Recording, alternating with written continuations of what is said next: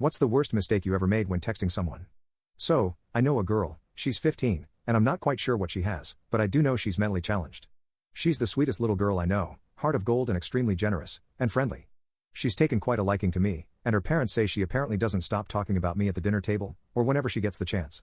I think she sees me the same way younger kids find high schoolers cool. She's recently taken an interest in building her own wardrobe. She didn't care much aside from preferring certain colors and prints, and her mother apparently bought most things for her, but she's begun to develop her own taste fashion-wise.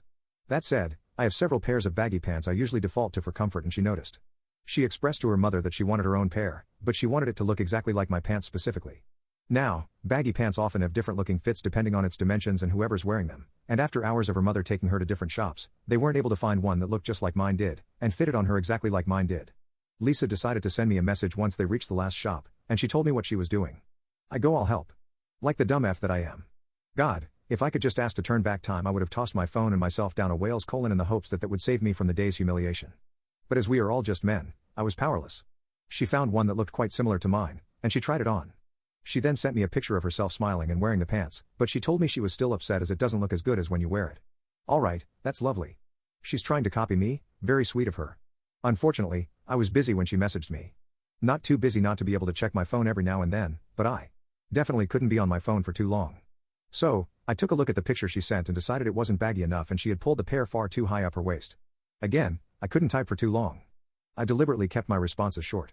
I responded, bigger. Pull it down a little too, waistband should be around your belly button, perfect, right? Wonderful advice from a guy she thinks is cool. But no, of course not.